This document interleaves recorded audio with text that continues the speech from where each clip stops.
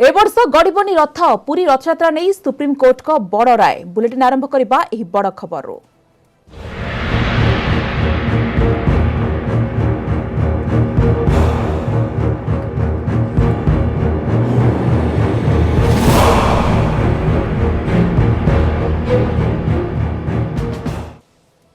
जगन्नाथ प्रेमी बड़ खबर। चलित वर्ष हेबनाई रथयात्रा। चलित वर्ष रथयात्रा उपरे रोक लगाई सुप्रीमकोर्ट। रथयात्रा संपर्कित मामलार विचार करी प्रधान विचारपति कहते रथयात्रा हेले जगन्नाथ आमको क्षमा देबेनी। महामारी समय एते बड़ जनसमागम होई पारिबो नाही। लोकंक स्वास्थ्य एवं सुरक्षा को दृष्टि रखी एही निष्पत्ति निया जायछि। जदि रथयात्रा लगी आमे अनुमति देउ तेबे निजे भगवान जगन्नाथ आमको क्षमा देबे नाही। कोर्ट कहते ए संपर्क में कौन प्रकार अनुमति मिलिब नाही। सॉलिसिटर जनरल अनुरोध करथिले केतेक रीतिनीति लगी अनुमति दिया जाऊ। यार उत्तर में कोर्ट कहथिले आमर ए दिगरे अनेक अभिज्ञता रही। सामान्य अनुमति मिलिले परंपरा पालन लगी अनेक लोक एकाठी हेबे। तेणु एथिलागी कौन अनुमति मिलिब नाही, अंततः ए वर्ष पई नुहे।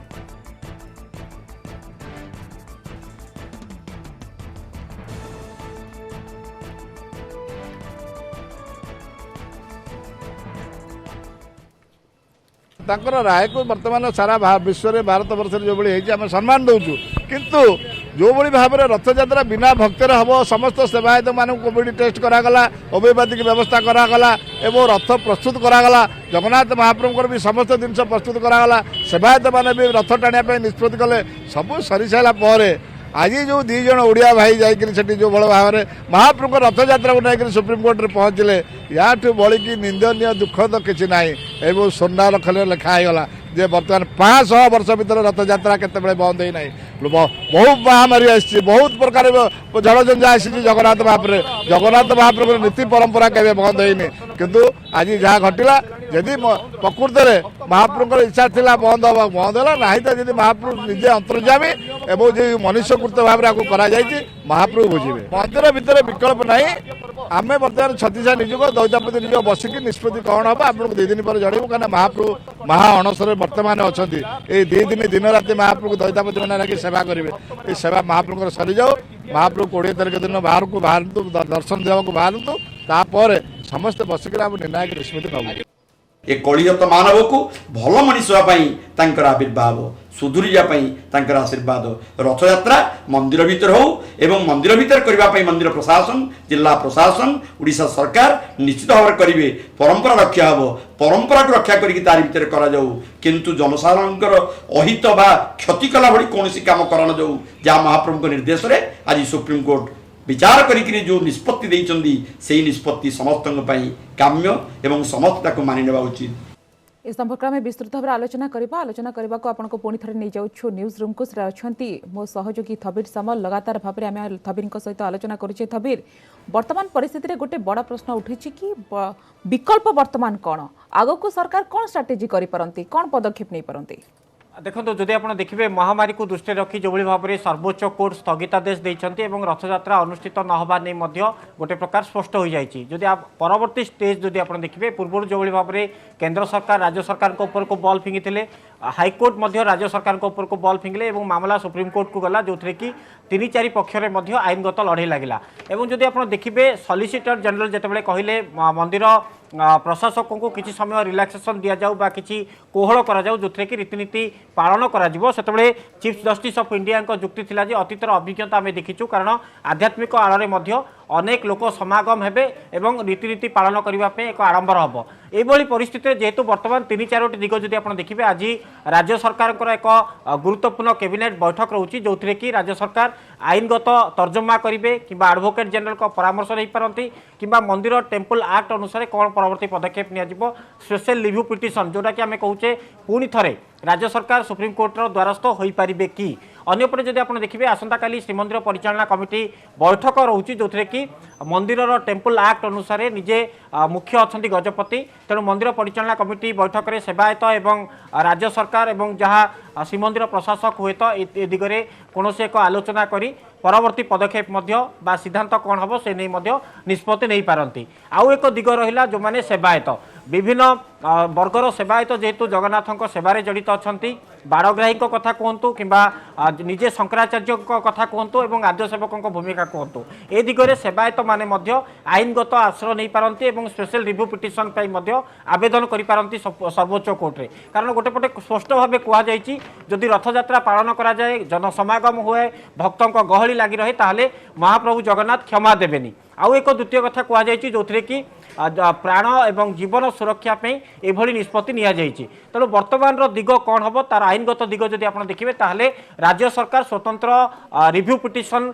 पुणी थे आवेदन करि सुप्रीम कोर्ट रे जदि एडवोकेट जनरल कि आईन विभाग परामर्श करी तेणु सेवायत माने परवर्ती पंथा ग्रहण करेंगे और मंदिर परिचालना कमिटी बैठक में जो आलोचना हम आसंता काली ता उपरे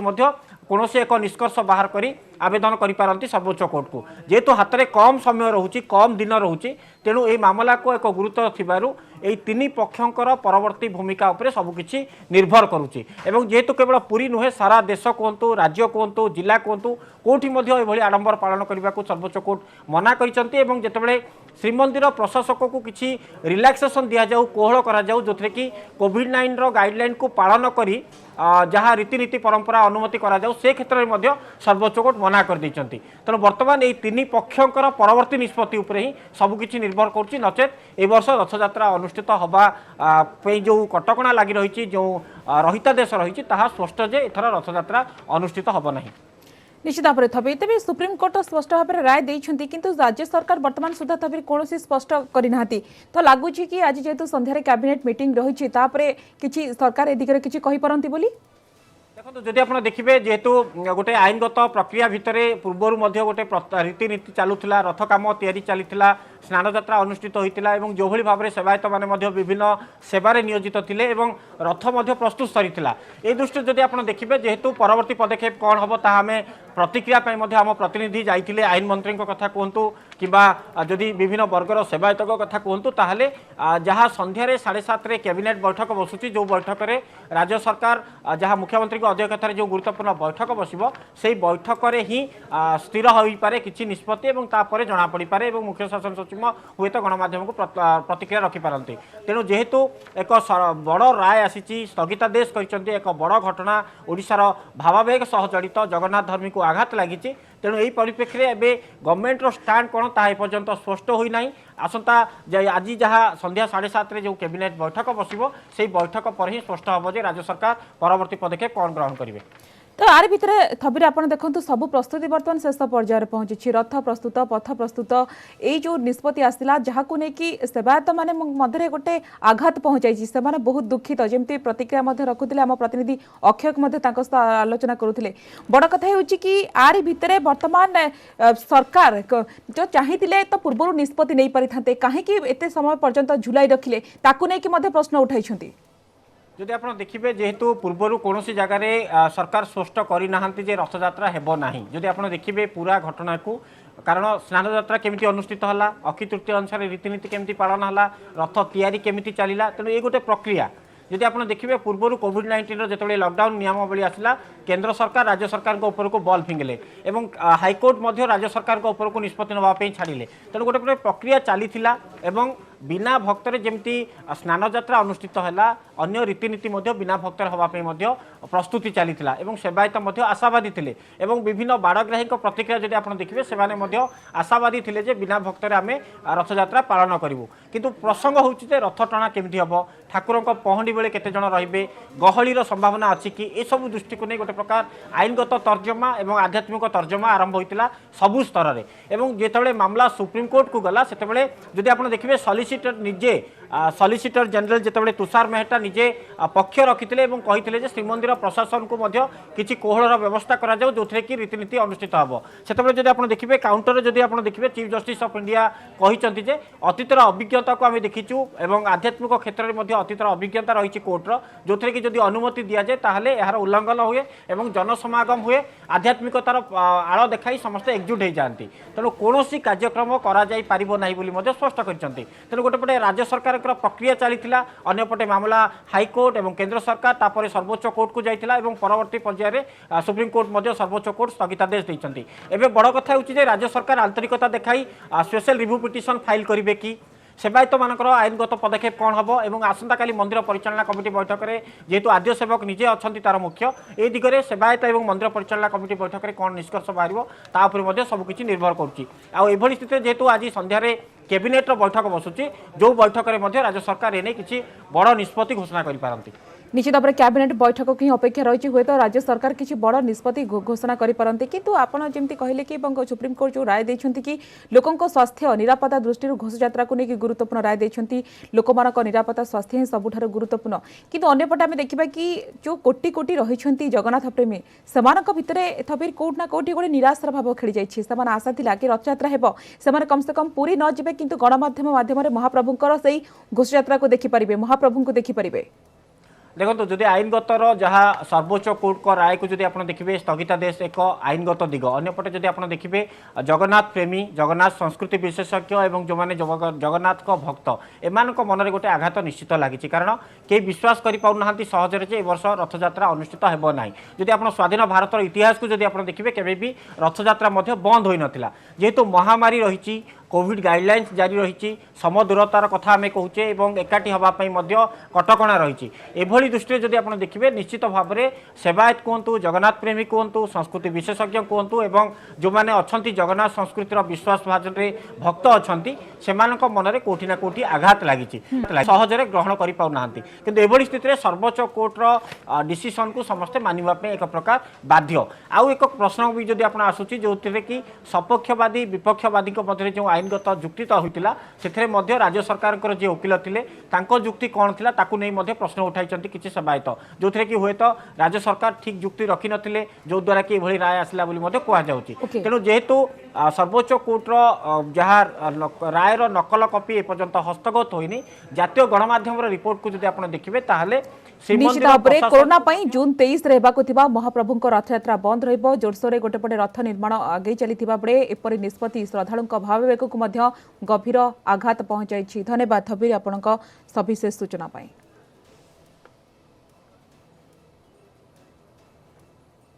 दुखदायक घटना सेवा समाज कौन आम ओडिया जाति दुखदायक घटना तेणुक माननीय सुप्रीमकोर्ट कौन राय देते से विषय में किसी अधिका कहीपरि ना। सुप्रीमकोर्ट कौन कारण देखि वर्तमान भी समय अच्छी सुप्रीमकोर्ट पुनर्विचार करें आदि सुप्रीमकोर्ट को आमर श्रीमंदिर प्रशासन तरफ पुनर्बार जो मैंने अपील करी सब कार्य कर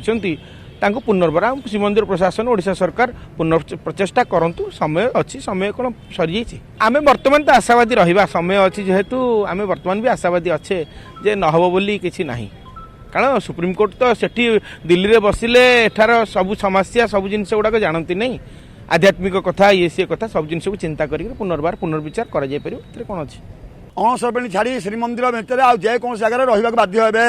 सी 9 दिन यात्रा सरला सी 3 दिन रही तार आनुषंगिक कम जो रही ये द्वादश यात्रा यात्रा पर से बाहुड़ा विजय करती तेणु तापाई विधि व्यवस्था कौन कर श्रीमंदिर प्रशासन जिला प्रशासन पुलिस प्रशासन समस्त मिलकर अनुकूल इन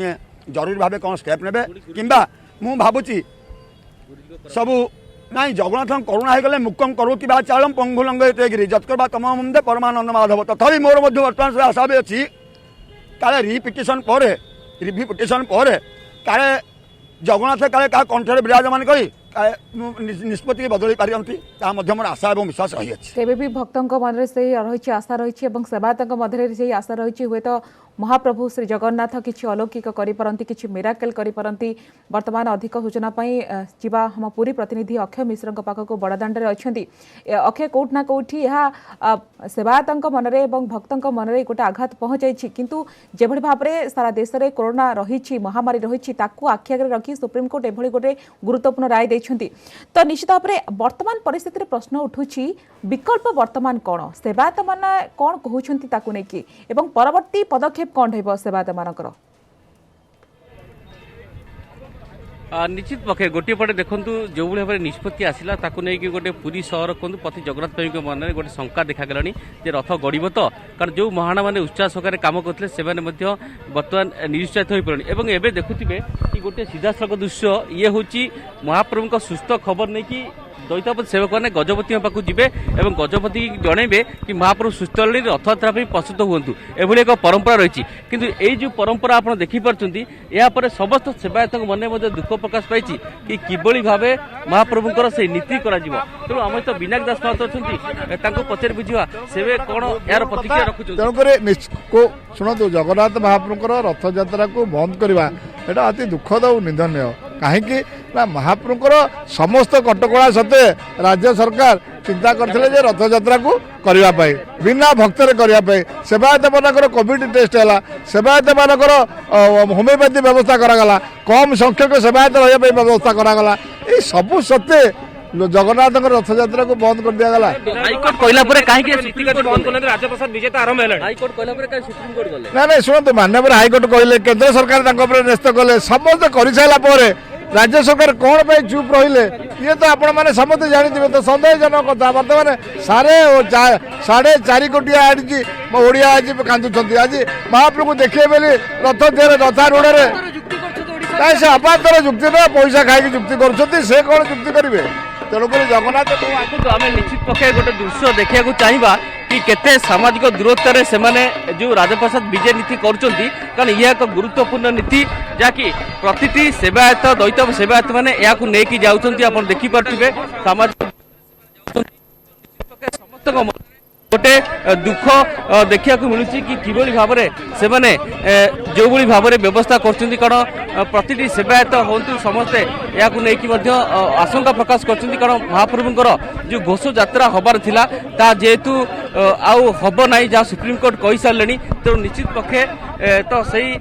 ଆଶା ଆଉ ଭରସା ରହୁଥିଲା ସମସ୍ତଙ୍କର କି ହେବ। ବର୍ତ୍ତମାନ ଯେଉଁ ମନା କରାଯାଇଛି ଆଉ ସେ ପରମ୍ପରା ହେବନି। କାରଣ ଏଇ ଯେଉଁ ନିଆରା ପରମ୍ପରା ରହିଛି ଆପଣ ଦେଖିପାରୁଥିବେ କି ସ୍ୱତନ୍ତ୍ର ଭାବରେ ଆମେ ଯିବା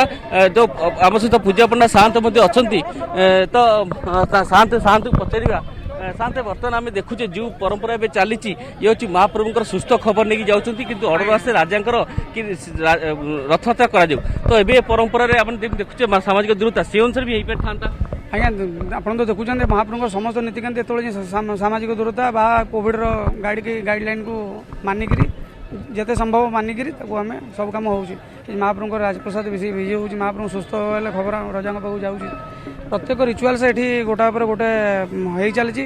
ଜଗନ୍ନାଥଙ୍କ ରିଚୁଆଲ୍ସ କେବେ ବନ୍ଦ ହୁଏ ନାହିଁ। ଦେଖନ୍ତୁ ଜଗନ୍ନାଥଙ୍କ ରିଚୁଆଲ୍ସ କେବେ ବନ୍ଦ ହୁଏନି। ତ ଆମ ସହିତ ମଧ୍ୟ ଦୈତାପତି ନିଯୋଗର ସଭାପତି ଅଛନ୍ତି